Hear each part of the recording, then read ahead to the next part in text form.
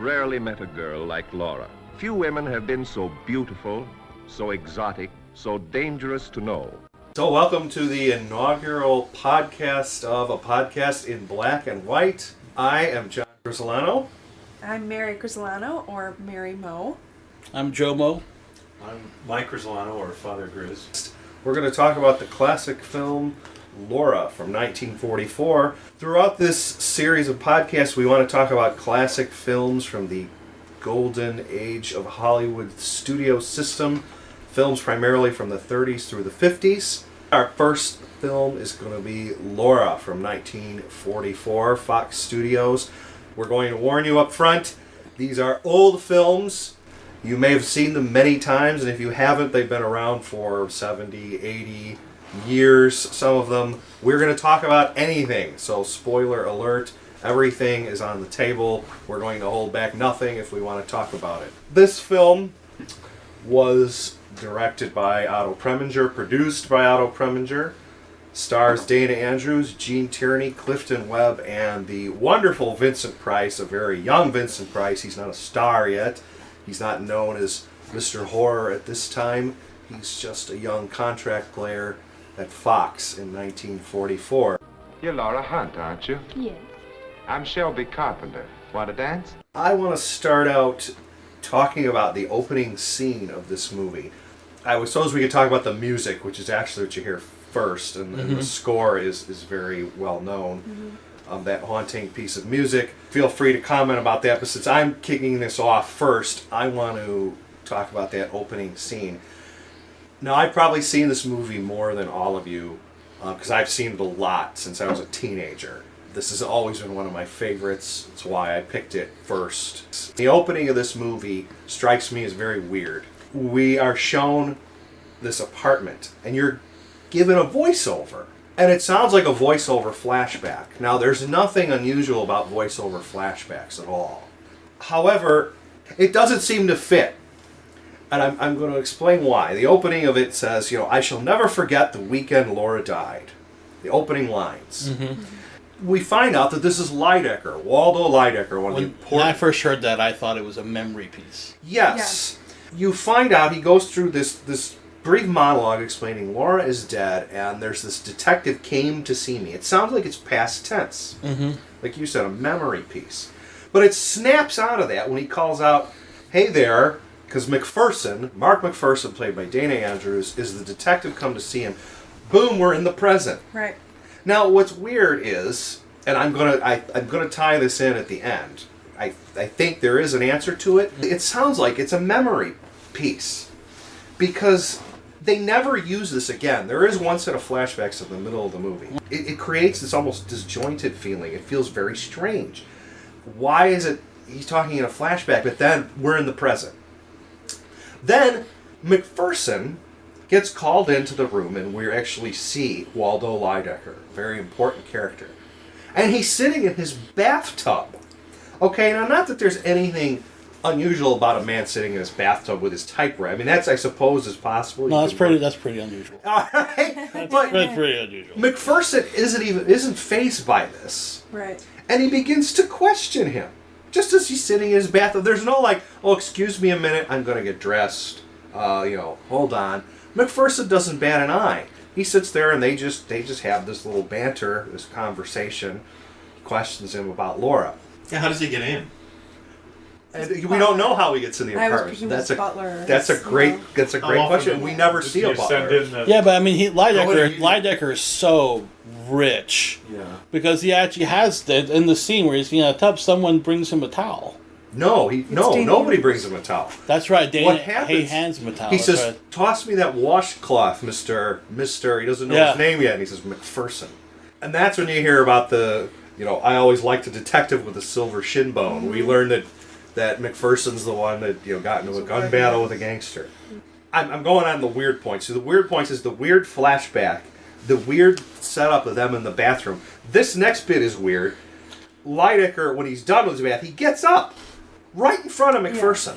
And of course the camera turns away, but you hear the water dripping, and you get a shot of Dana Andrews, and he's kind of looking at Lydecker, and he's got this little smirk on his face. Presumably, he's looking at a naked man getting out of his bathtub. Then the next time we cut back to Lydecker, he's putting on his bathrobe. And he walks out of the room and goes into his bedroom. I find this incredibly strange. This is very weird. Then, after a few more seconds, Lydecker and Andrews continue this banter between the rooms. You wrote a column about the Harrington murder case. Lydecker comes back with the great line about, are the processes of the creative mind now under the jurisdiction of the police? Andrews goes in the bedroom, and Lydecker's getting dressed. This whole opening sequence is very strange. As I said, I've watched this many times, and the first few times, I don't catch it. But now I do. When I watch this again, this whole setup seems very weird, and I don't have an answer to all these. But I just want your reaction to this. That's why when I first saw that, when I was talking with Mary, when we watched it a couple nights ago, is this a buddy movie?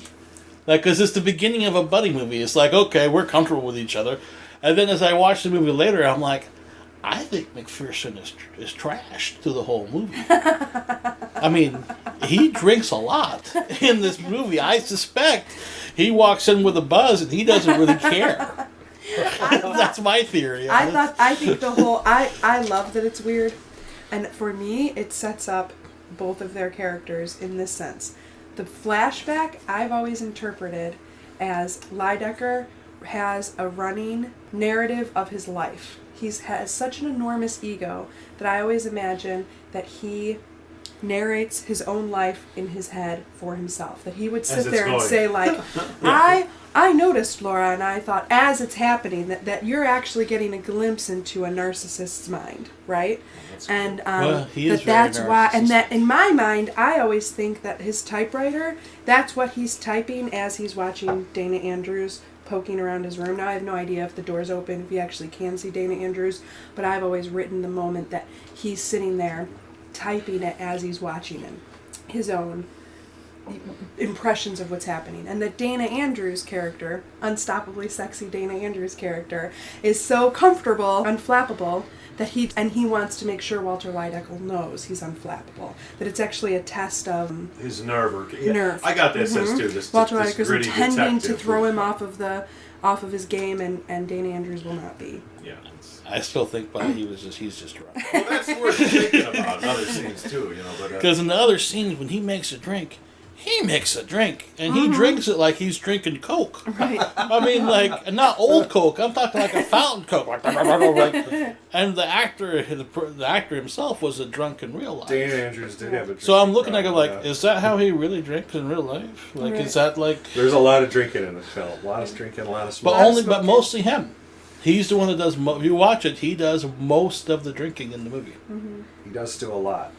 So I agree with you, and I like the point you made, because that's one of the things I like about this film is it is so weird. There's a lot of twisted, weird stuff that goes on in this movie. You better watch out, McPherson, or you'll end up in a psychiatric ward. Otherwise, it would just be sort of a boring procedural. This is unlike any police procedural. And it gets to the last point. The close of this scene is Lydecker wants to go with Right. McPherson on the investigation. That's what Joe said. He's Like, like, what? This is crazy. McPherson's a real police officer. Right. He's not Sherlock Holmes or something where he's an amateur. He's a real cop. And Lydecker wants to go like, all right, come along. Yeah, and then, he lets and him then go later, Vincent Price. Vincent though. Price Vincent joins Price in. does the same and now thing. that the mayor's like, is this going to be like everywhere they go, they add one more, and then they'll like It is. figure out at the end who one of you did it. It's really bizarre. The structure is really strange. It's not like anything in reality at all. But it makes it interesting though, because it's not like it's reality. They don't act like this is real. Right. I mean, or nobody in real life, this wouldn't happen. You wouldn't have a cop come in your room sitting there while you're getting dressed. But then again, if you watch modern cop shows, not necessarily cop movies, but cop shows, example like Castle, really, you're going to have a writer follow you around everywhere you go and sit and watch the investigations and sit in the interrogating room with you. Right. And I think movies like Laura might be what led to years later of TV shows of you just accepting The element of the fantastic. that element of it. I don't know if Laura was the first to do it, but I think it came from that a lot of stuff into TV shows now, especially with the cop drama right now is huge. I think 5 of the top 10 shows have CSI in their title somewhere. Yeah. Yeah, I was just going to make the arrest when you called. No, I can't tell you now. I'm not alone. You'll see when I come in. After that scene, we go to Anne Treadwell, played by Judith Anderson, who's probably most famous for Rebecca. She plays The nurse, the maid in Rebecca. I forget the Memnet? characters. And she's yeah, and Memnet. she's Memnet in the Oh, Ten Commandments. Memnet, of course. That's right. Judith Anderson. She's wonderful. Yeah. She's wonderful. In this, she doesn't have a huge role, but she's great. But she has one of my favorite monologues at the very end. He's not nice. I'm not nice either. Right. Oh, I think she's there just to deliver that. I Yeah. mean, that makes it. And at this scene, we also meet Vincent Price. Miss Hunt and I were going to be married this week, you know. Who I did not recognize until about 5 minutes later when Mary says, you know, that's Vincent Price. And I was like, what? It is Vincent Price. Because even the voice, the voice was very familiar to me, but it's Vincent Price doing a high-class Southern Kentucky accent. Not a person from Southern Kentucky, but like his character's from He's supposed to be from the South. and he yeah. he does the accent that people from the South really hate. That, well, you know, sir, I am. No one in the South doesn't. Mm-hmm. But go ahead. Glad you brought. He's supposed to be from Kentucky in the South, because I always thought that was a bit of miscasting or silly. They should have just dropped. Well, that from my title. understanding, he wasn't who the director originally wanted. The director wanted somebody else, and the studio had a contract with Vincent Price, and he was cheap. Oh. So, yeah, at that time he was nobody. yeah, so he they was put him nobody. in there because he looked the part and he was cheap. And we learned though, but basically Price in this film is a gigolo. I mean, Right. he's a good-for-nothing gigolo. That for some inexplicable reason, Laura totally is inexplicable. hanging around with. As McPherson says to her later, for a charming, intelligent girl, you certainly surrounded yourself with a collection of dopes. Because the guys in her life are all a bunch of losers. But he is very charming though. Like He is. He's a like, charming gigolo. But yeah, he's he doesn't pretend to be something he's not. Like even with her, even Lydecker puts off this persona of what he is. You know, like she knows from the get-go, he's a broke scoundrel. Like there's no I'm hiding glad what he is. You pointed that, because that's something I want to hit on later. Something that I sort of detect in this is that he is a scoundrel, but he's the most. I think I'm going to argue of the main male characters, Lydecker, McPherson, and Shelby Carpenter, which is his character. He's the most normal of the bunch, Yeah. and I'm gonna McPherson is twisted in his own way too. What do you mean by that? Yes, Harry's yes, because he's brutally handsome, but he's got his own issues. Yeah. And in fact, I was gonna. It segues into that with the next scene. They go up to Laura's apartment, Yeah. and they go in there.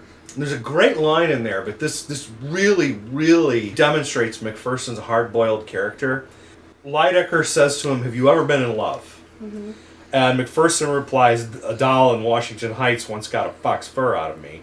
And Lydecker says, "Have you ever known a woman who wasn't a doll or a dame?" And he says this looking at the wall away from him, so it's very soft. You have to listen to it. But it's really cynical. He says, "Yeah, one. But she kept walking me past the furniture window to look at parlor suites." You know, just totally cynical.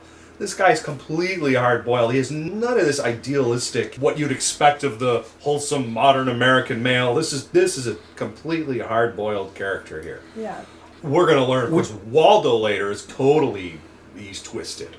Waldo is very twisted. Which is my one issue with the movie, is how hardcore cynical McPherson is into falling for Laura within 48 hours. That's one of my major issues. We'll talk about that later when we get to that point. Is he in love with her, or is he as obsessive in his own way as Lydecker is? I don't think I've ever had a patient who fell in love with a corpse. Oh, Could really? be. I can see that. Don't ruin the We're love jumping story for me, ahead. John. Don't ruin Sorry. it. Yeah, Sorry. no, I I'm jumped gonna ahead, argue- sorry. No, you can jump ahead. That's a good point, because I think in a first viewing, it does. It's just a love story, or they fall in love. But I mean, in many Yeah, respects, I've only seen this movie one time, so this is just off of like night before Yeah. last fresh take. The next big scene that I recall is They go to the restaurant, McPherson and Lydecker. And this is where we're going to get the extended flashback from Lydecker's perspective. And we're going to start to get a little more insight into Lydecker's character here. We learn, first of all, that he meets Laura When she's 17. when she's 17. I'm glad you caught that, because I wrote that down. She's 17. Yeah. Okay, very young girl here. At first, his story sounds like, okay, he's helping out this girl. There's a real creepy undercurrent here that is revealed, I think, during this flashback sequence. He's really obsessed and possessive of her. I selected a more attractive hairdress for her. I taught her what clothes were more becoming to her. Says, I gave her start. She deferred to my judgment and taste. It's like she's a doll, and he's dressing her up. It was almost like the scene in Pretty Woman when Julia Roberts goes from the prostitute, she gets all the night, like literally almost when I was watching it, it was almost like Pretty Woman threw like an homage to that little scene for just a second there. Yeah, you clearly see Waldo's obsession with her, which is fine. You can say, okay, he's in love with her, but I mean, to the point where this might cross over into creepiness. Yes. Oh, it does. It absolutely Because does. seeing it, it feels like she might view him more as a father figure when Yes. he views her as a love interest. Yeah. And we see when he talks about she cancels their dinner engagement the And one he time. walks to her He house. goes. and I stands found myself before her apartment. He says. Now today we would say he's stalking her, basically, and he does go through this whole process of ruining her possible love interest. And, Which, by the way, when this movie was made, stalking was not illegal. outside. Stalking did not become illegal until the 80s or 90s. well, he's today we would say Yeah, he was he's stalking her in a way. Yeah. I mean, he's Right. following her. Right. You see, and he does this with Carpenter later. He has them investigated. You see the scene when they're out dancing, and he's sitting there behind the pillar. Remember that the camera pulls away when Laura and Gene Tierney and Vincent Price, Laura and Carpenter are dancing, and who's there? Waldo's there. I mean, it's very creepy. In another context of if this was some sort of stalker movie, that's exactly the kind of scene they put in. But I think that was absolutely intentional. I mean, No, I you know want it to is. find him. You're meant to find him creepy from pretty quickly. I think. I don't know, because at first he kind of comes off as charming a bit. At the very beginning, when you first bathtub? meet It's him. probably got to be enough so he could win Laura over. Anybody might be slightly drawn in. Maybe this. But has he actually won her over? Because you hear the story from his point of view, Yeah. and he makes it sound like there was something there. Well, But from the way she acts and the way she talks to different people, she even apologizes about being engaged and not telling him. It's not apologizing from a lover's point of view. It's more apologizing to an adult, a dad or something, There's an saying, "I'm sorry I underbelly didn't to tell you." every character, and I think Vincent Price's character is the one who is most obvious because Laura, I've always thought Laura was young and ambitious, and she let herself be Lydecker's doll because it was good for her career. Because he introduced her to famous people. He taught her everyone she needed to know. She quickly advanced in her career. She was suddenly beautiful. He gave her things in her home that were invaluable antiques. I mean, in many ways, I've always thought Laura was as much of a gigolo, She if you used him. will, as Yeah. Vincent Price was. Yeah, she used him. She was always quick to seize upon anything that would improve her mind or her appearance. And I mean, I think there was probably a sincere admiration and respect for an older man at the height of his career, but she got as much out of that relationship as he did. And I've always thought that she was not the But what did he get? Kind What did he get out of the relationship? beautiful woman on his Yeah, arm. do you think every party. their relationship went any further than just arm candy and dinners? No, I don't. I don't think so either. I don't either. Not in the film. No. Because this was based on a novel, which we can talk. I'll throw out at the. I should probably just mention a few things at the end. I have not read the novel, but I know there are some differences, obviously, between the film and the novel, which we can talk about.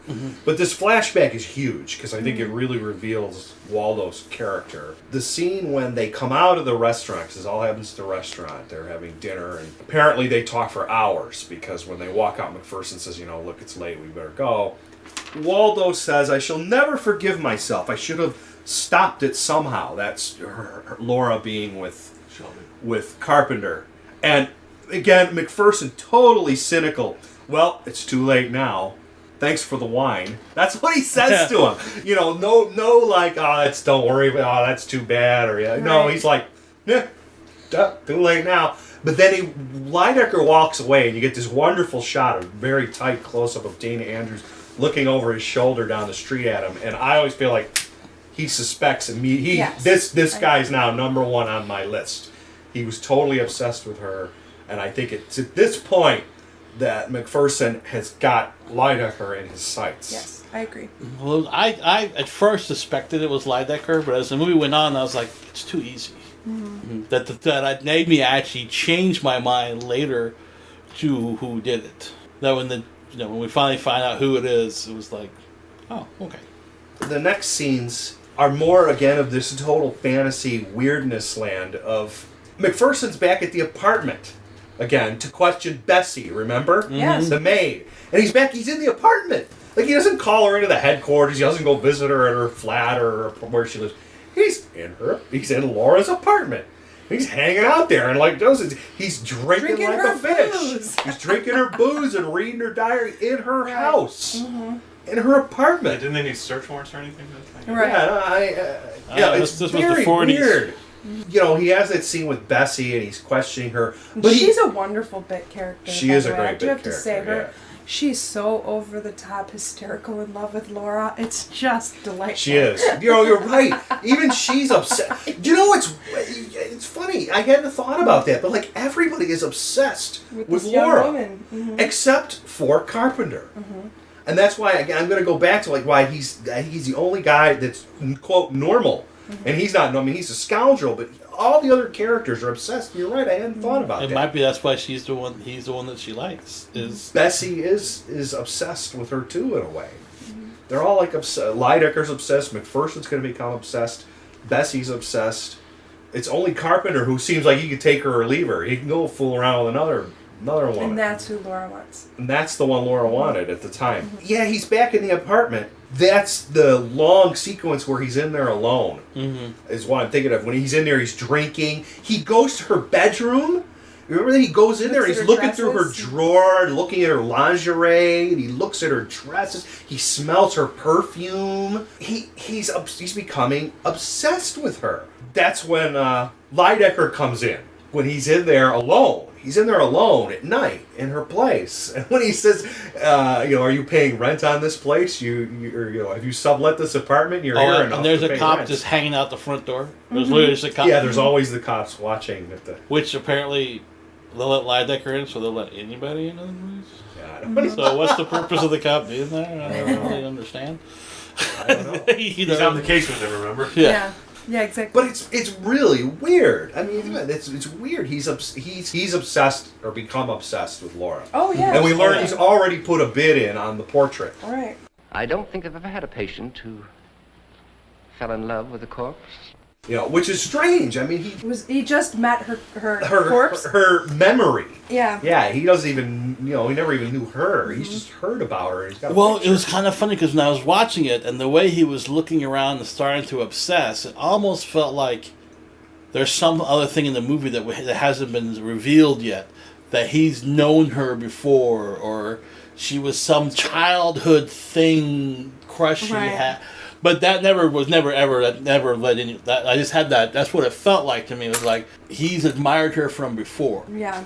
I agree. It happens suspiciously fast and without a lot of substance for him to become obsessed with her. But he reads her diaries. So I've thought that this woman must just have an incredible mind and sentiment and way with words, that he reads the diaries and he feels connected to her in some way that only he could have through her diaries. Because it sounds like he reads them multiple times, right? I mean, he keeps pulling out. Twice you see him pull from the same drawer, as though he's just going to sit there and keep opening up these letters and diaries and read them over and over, which is interesting. And weird and creepy. Right. It is. Lonely guy. It is. It adds to Lonely that. guy. Yeah, it makes And it drunk. very, very. Get going. this is when the big reveal comes. You know, he falls asleep there, presumably drunk. He's been drinking hard. Well, she has good booze, apparently. That's one of the topics. Is like, she has really good booze. He's down to a whole bottle of scotch or what. So what happens, Mary? She walks in and he's passed out in the chair. And he does he rubs his eyes, you know, Right. he's like, oh my God, have I been drinking that hard? Yep. Yep. And she's there, she's alive. And she's pretty calm for somebody, right? I mean, I've always been impressed with how calm she She's stays. not that she moment. threatens to call the police. And I'm guessing by this point, he had sent the cop downstairs away and said, take your time. Which, how long was that cop gone for? Like, take your time, does that mean go home and not come back till tomorrow? I don't know. I just love the bit. Like I said, he rubs his eyes, and he's very affectionate towards her, though. Immediately. Once at first he's got that official, you know, Yeah. where were you and where were you Tuesday night? What Right. train did you take? But then he wants her to change her clothes. Remember? You better change out of those things. You'll catch a cold. I know where your things are at. Over here, there's some. Yeah. Yeah. Exactly. Put on that one. I like that. And I know from your diary And that this you like perfume. your blue dress the best. I don't know why I've always loved this moment because it's a very little one. But when he goes up to the cabin, am I rushing He it? follows Carpenter. No, you can go ahead. So He- basically, Laura calls Carpenter. Well, He no, says, let me "Don't get call this. anyone." Yeah. McPherson says, don't get in touch with anybody because I don't want anything to happen to you. I just want to throw this out because this is one of my favorite lines in like all of film noir. He leaves the apartment, McPherson does, and he goes down and got her phone tapped. Of course, she makes a call to Carpenter, to Vincent Price, and he picks it up and he listens. And after she talks to Carpenter, he goes, "Dame's always pulling a switch on you." I just so love that. Like if I could put that, his face in that line, like film noir, Right, man in a that's fedora going, "Dame's always pulling a switch on you." So like just that's perfect. I'm sorry, but then go because Because then he she follows goes off Carpenter. with no, they split up, don't they? They meet.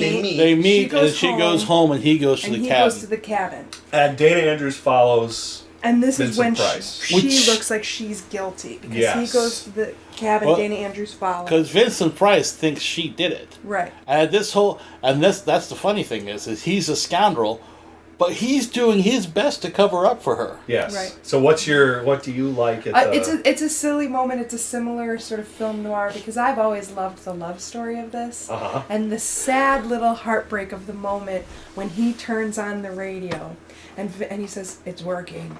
And Vincent Price says, "Did you think it wasn't going to be? I hoped it wouldn't." It's always been that sad, I wanted to believe in her. In case you guys missed it, the Yeah. reason that makes sense is because she said that she didn't hear it. She didn't. Right. He's like, he asked her, "Have you not gotten the news? You not know Why what's didn't going? you know Why you were you're dead?" dead?" And she's like, "I don't get papers where I'm at." So what about a radio? So the radio was broken Right. at Then the he cabin I turns was on at. the So he radio. turns it on. The radio is working. And Yeah. he's disillusioned about his Laura, but not enough to give up on her. Just a little bit enough to just be a little crusty, disillusioned. a little crustier. Yeah, and that's right. And Vincent Price is squirrely, right? I mean, Yes, he he's just lies totally on top squirrely. of lies, but He's totally squirrely. But this is where we learn as well. He gives his account of how Diane Redfern Right. was killed. Diane Redfern is the model that Carpenter, Vincent Price, Mm-hmm. is running around with when he's supposed to be, or when he is engaged to Laura. So we learn he's a philandering two-timer. Right. And I do like the line there.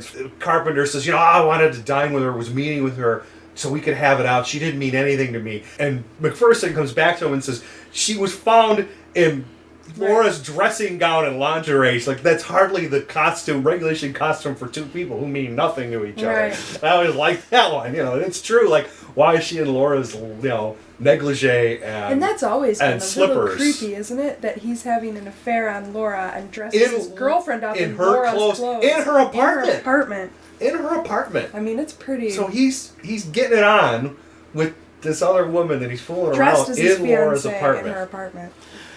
Creepy. It's creepy. Very creepy. There's all kinds of creepy in this Yeah, if it's you good. look for it. It's- If you think about it beyond just the surface, there's all kinds of creepy, which is why it's so good. So the next day, they're back again. They're back at the apartment. It's weird. McPherson is in the apartment and he summoned everybody again to the apartment.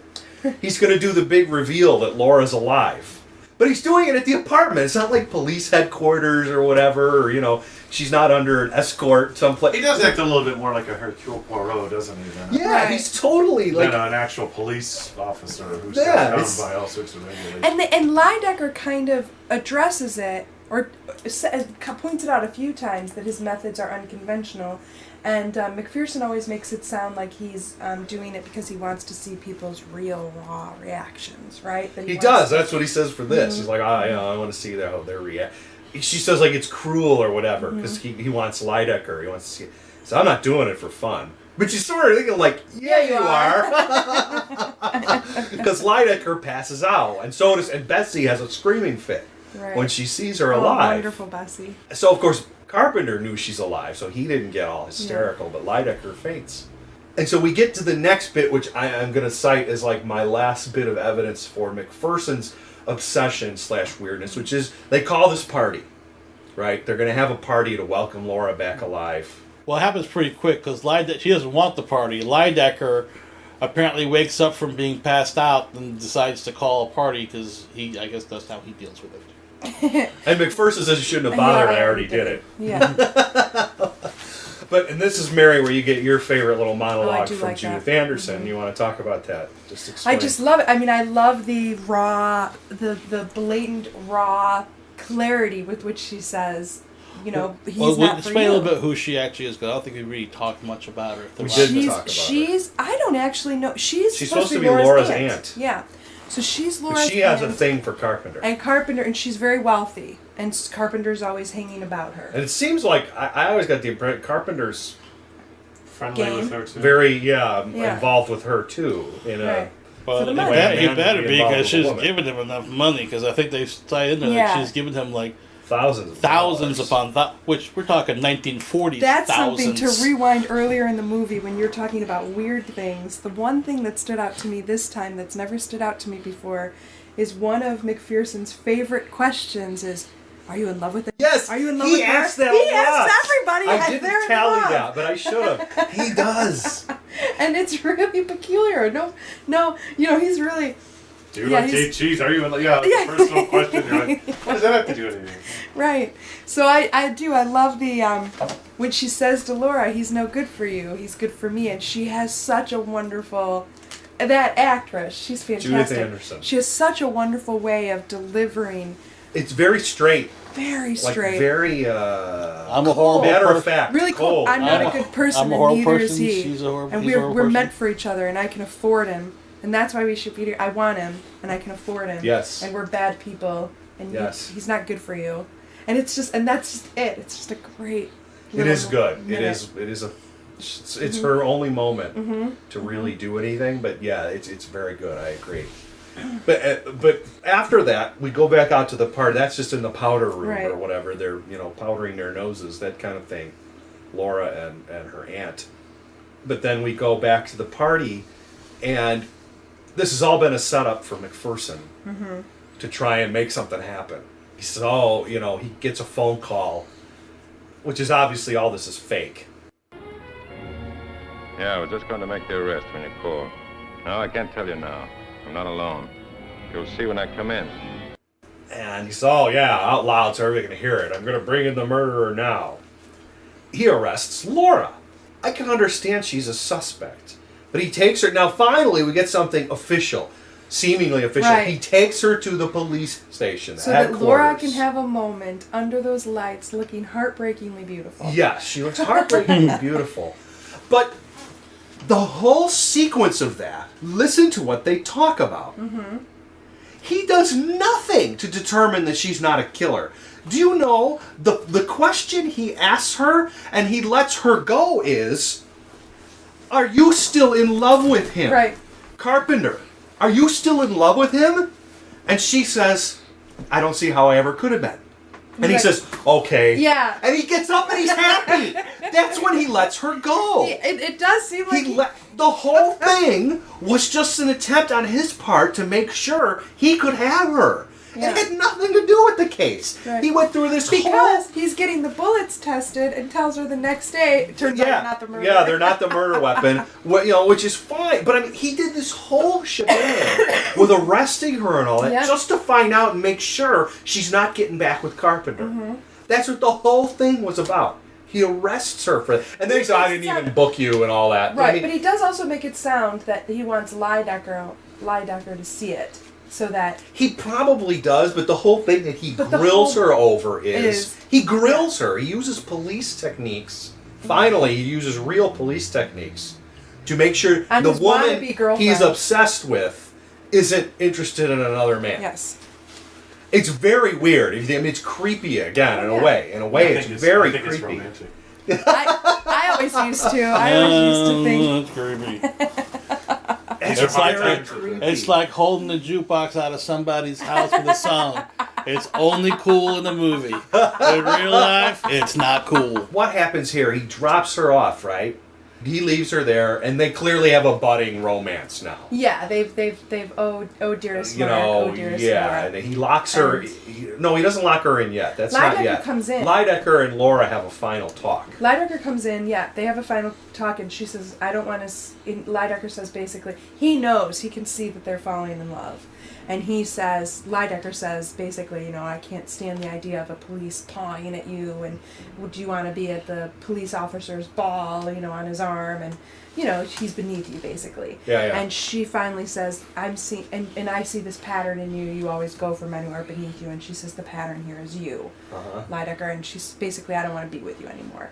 It took me a while to figure out how this was possible, so he pretends like he's leaving. He says, well, you'll hear me on the radio in a few minutes. He pretends like he's leaving. He never leaves the hallway. Danny Andrews and Laura have a my dearest darling goodbye. But she has an apartment that has 2 doors, There's entrance. the servant's entrance and the main entrance. So yeah, so Danny Andrews makes sure the front door is locked, but the service entrance is still open. But we missed I'm losing track of the sequence. There's a sequence where Dana Andrews is in Lydecker's apartment, and he kicks in the clock, remember? That's how he discovers there's a secret panel in the clock. Yeah. And I forget the order now of this. No, he discovers that first before he goes back to her apartment. And when he goes back to her apartment is when we have that whole scene. That's it, okay. Because he knows at this point that Lydecker's the murderer. Or yeah, because he finds the gun in her In Laura's clock apartment. case, already stowed in her apartment. Because the deal And he is puts it back. And he puts it back! Yeah, it's just funny. He doesn't... well, just because we missed something on the podcast, to let people know. Lydecker had given Laura a clock that matches a clock that is Right. in his house And he says there's the only 2 like it in the world. And there's a secret compartment in the clock that McPherson discovers. The shotgun. He discovers there's a secret compartment of the clock in Lydecker's house Kicks it first, and then he goes back to Laura's house and looks at the clock to find the And he secret. finds the secret weapon. He takes the hidden weapon He takes out the with shells a out. handkerchief. Yes. Takes the shells out. Puts the The weapon gun back into the So clock. he unloads it and puts it back. and Did they do leaves. fingerprints back then? Yes. Yeah. In the Because he 40s? tells her, don't touch. Yes. Yeah. He says, don't Don't touch. touch anything. Fingerprints will be important. And Lydecker comes in, opens up the clock, takes After the shells out of McPherson his leaves. pocket. Yeah, Yeah, after he's McPherson carrying leaves. shells with him Which is- conveniently. Although I suspect he knows he's caught because Right. when he opens the gun, he makes a face. Did you ever catch that? He makes like this. I don't know. It's a half grimace, or maybe I'm just reading into it, but I always suspect because he's not He knows stupid. at He that would know moment. like, gee, the shells are removed. They must have found. Well, this. because he had shells in his pocket, it makes me think that he had already planned on killing her before Right. he ever went there. that makes sense. Yeah. 'Cause He thought he killed her once. That's true. Yeah, he already thought he killed her once. And if that wasn't clear, yeah, for those listening, the person killed was a model named Diane Redfern that Carpenter was fooling around with when Laura had gone away for the weekend. Carpenter had brought this model up to Laura's apartment where she was killed. And of course, we discover Lydecker killed her thinking it was Laura, but it was dark and it was an the attractive same woman. size, and, yeah. They're the same size of woman. He just fired at a figure in the dark, killed this woman, and it wasn't Laura, though. She's probably the exact same size because she fit into her clothes. Yes, her underclothes. Yes. So we get the final showdown here with Lydecker goes in with his own voice on the radio because Right, he does which is radio wonderful. broadcasts. He's a columnist, but he also does radio broadcasts. That was very common then. And the radio broadcast It's is about loved great in lovers of history. Yeah. He confronts her with Holding a shotgun. both barrels pointed right at her, point blank. He tells her, what does he say? Do you think I could bear the thought of some man who thinks you're a dame kissing you, loving you? And she manages to deflect the gun. Leaps at him and pushes the gun up. And So he fires one barrel, Yes. and she runs out. And Dana Andrews is kicked Dana out. the door. Andrews and the heroic police have just managed to kick in the door. Shoot Clifton Webb. And And what? she falls in his arms as he goes chasing after her. He fires one shot, and the police gun him down, and the one shot has Bursts the destroyed the clock. And we get off screen, again, it's a voice. I suppose there is some parallel with the opening of the movie. We don't see this again. We hear him say, "Goodbye, Laura, goodbye, my love," and where he dies off screen. And Joe loved the death scene. Joe loved the death scene. Talk about the death scene. 1940s. Oh, yeah. The over the top. Bugs Bunny had it best, dude. Like Bugs Bunny doing a death scene, that's what like all death scenes from the 40s look like to me. And he dies. There's That's no the blood. end. the end. That's it. And they And the lived last happily thing, ever I think the after. last thing you see is a broken clock, right? It is. It's the broken clock is the end of the movie. What's that? That's kind of an odd last. Did the movie start with a clock? No. Yeah, well, he Dana just- Andrews looks at the clock. Dana Andrews is in He the notices apartment the clock looking right away. in Lydecker's apartment looking at the clock. Yeah. All right. Well, there's the. That's why I like the clock beginning, clock Yeah. at the end. Because Lydecker has, as you said, they've got the matching clocks. He gave Maybe Laura one they're of them. voodoo clocks that cause people to be obsessed, and that's what the movie's really about. Well, a few comments about this stuff that I picked up. This was based on a novel. Which was also later turned into a play, right? I think it was a play. Plays like And that's a play. probably why so much of it occurs in her apartment. Yeah. I mean, that makes Yeah. sense. Yeah. Because, yes, it does have very much a play-like feel. And a lot of the scenes that don't happen in the apartment are just exposition. It's somebody telling somebody, and which in the play you just sit there and you tell them what happened, as opposed to in a movie you see the scenes happening. Now, this is stuff I've never read the novel, as I mentioned. Supposedly, in the novel, Laura is a much stronger character. So, as I mentioned, in my take on this, Carpenter's the most normal. In the novel, Laura is the most normal, upright, strong character. So it's recognized as something of a feminist Nice. piece. I also think there's a radio play version of it. We should look that I up. was reading. Yeah. Actually, I think it's the same people from the movie. Yeah, we should. Oh, really? They Have did done it on did radio. a radio play version of it. That would make sense. So that's different, the characterizations. And I understand, and again, this is just, again, reading internet research, that Preminger, the director, producer, is the one who thought the Lydecker character would be more interesting and put this whole twist on, we'll make Lydecker the twisted character. Because originally, the guy cast for Lydecker was Laird Cregar, and I don't know if you know who he is, but he died relatively young, died in the 40s. But for a few years, he was a Fox actor. And he was very good, but he frequently played villains. And he had just made a movie called The Lodger, where he played Jack the Ripper. They didn't want a guy. They who's figured like, they would be telegraphing the fact that this is the villain. I can see that decision because there's a lot of movies now that I watch.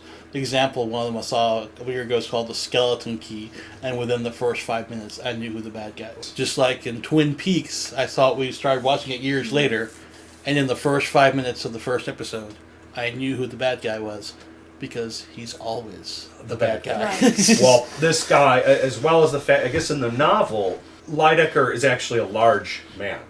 He's not a little effete guy. He's a large effete guy. Oh, funny. So Cregar would fit that. He was a big fella, okay? So he was a big guy, and he did effete very well. So they both did that very well, but Cregar was a big version instead of this little wispy guy like Clifton Webb. There was an alternate ending of this movie. The ending we see was the original cut that Preminger wanted, but Daryl Zanuck, the Fox head, the way it was first released, the early previews, it was all in Lydecker's imagination. Yeah, it never happened. Lydecker imagined it never happened, and apparently the story I read, and I read this on I think Wikipedia, that Walter Winchell, you ever heard? He was a big columnist from the period. Saw the preview and told Zanuck, "I don't understand the ending. You've got to change it." So he went to Preminger and said, "Go ahead, put your ending back in," because they didn't understand what was going on. But it was all a dream. Where's the original? The ending that the studio was going to go with was, "It's all a dream." Bobby Wait, never died. so Dana Andrews, or McPherson never existed. So, None of that no, I happened? don't know. I've never seen Okay. the actual whatever that ending was. I Oh, don't even know if funny. it exists anymore. But it was an ending I'm sure. where I'm sure somewhere it exists. It might be in a vault somewhere. who knows? Now that I would love to see. I mean, I would I love would to see too. an alternate ending of that. Oh, it's very. I mean, that's very common. Though, Yeah. like, multiple endings. It's not unusual, but Right. it probably. Or you can include them all in the same movie, like Lord of the Rings. Like Lord of the all the Rings, endings. yeah. Are good. Just don't cut Or any of them. Clue. I like all the Clue. endings. We watched the movie Clue. There's like yes, 5 or Clue- 6 Clue endings. gives you all the alternate And I never endings. saw it. I didn't see it in the theater, but from my understanding, when Clue came out in the theater, you could actually pick which ending to go see. That they would different times. Every time you saw it, there would be a different ending, and that was part of the gimmick of the movie. Is go see it like 5 times to see the 5 different endings. That was Yeah. part of the marketing of the movie.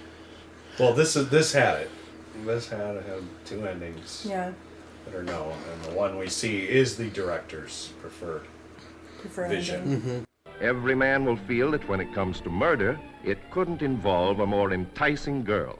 I've always loved this film. Except it's why I chose it. I definitely put it on my top 5. I probably watch it every couple years, Yep. so I've seen it many times. I know, Mary, you've seen it. What do you think? I'm with you. I've always loved this film. It's one of my top 5, maybe 5 on my top 5, but still, it's up there.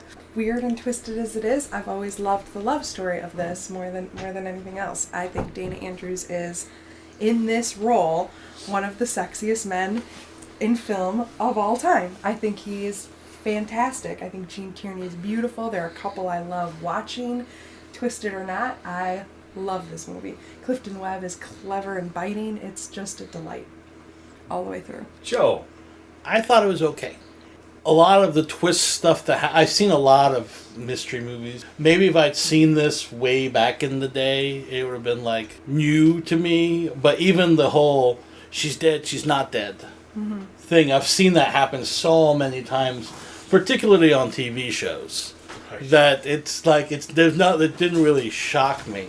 I was saying earlier before we started recording that when the movie first started, I was like, Lydecker's the killer.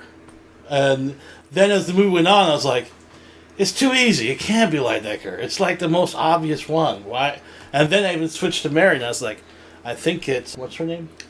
I always say Mamnet and the Judith Anderson? Judith Anderson. Like, I was like, she's the killer. She killed her because she actually wants, Right. what's his name? right. And there was that whole scene and I guess this is why the scene is there when they're in the bathroom powdering their nose, is like it's almost as if she's confessing, I did it. 'Cause I. Oh, that's the part that I love. Yeah. But then she Because goes, before Laura can ask, she says, "Did I kill her? No. No.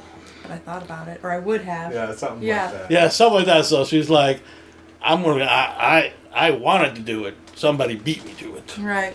Is what it felt like. Like my one big issue was just how quickly McPherson and her.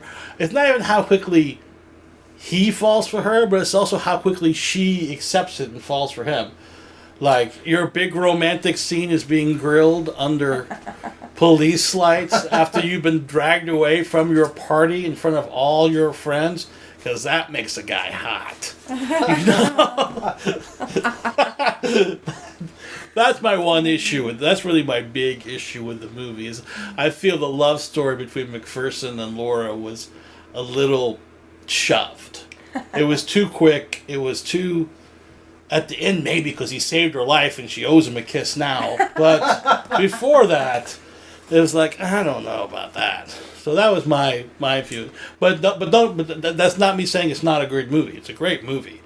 It's just I wish I would have seen it 20 years ago, as opposed to 2 nights ago.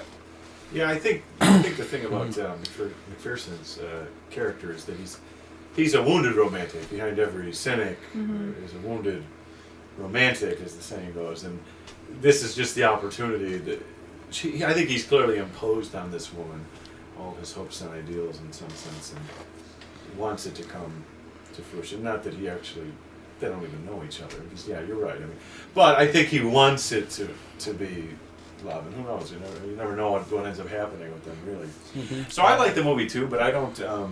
I wouldn't put it on my top list of movies that I think about as being great. But I like the love story. I'm like Mary. I think that actually works, and I think it works because he's willing to kind of put himself out there. He's kind of there's a risk. Some of the characters speak very plainly in this, and there's something very 24 hours, dude. It's 24 no, but it's hours. what they look. He clearly wants. It's not that he even knows her or her him, but there's some gaping. You get the sense there's this gaping hole in him, and he just wants it to be filled, and so he. Maybe she could afford better booze. Oh, that's clearly drowning the void. But now that he's found her, he's Exactly. Oh, yeah. I think you have to look at it in that way. I think the only way to make it work. Yeah. Well, what about part 2 where they're divorced and hate each other? Because that's what happens to every And that's cop what in they the say. cop in part 2, You right? said you stopped drinking for me. He's a big time lush. Yeah. Yeah. Playing the lottery on his badge numbers. I think we'd all though give this a recommendation. Yes, Watch Yeah, I the would. film. I totally Absolutely. would. Watch Absolutely. it. It's worth a Absolutely. watch. It's good. What are we gonna do next, Joe?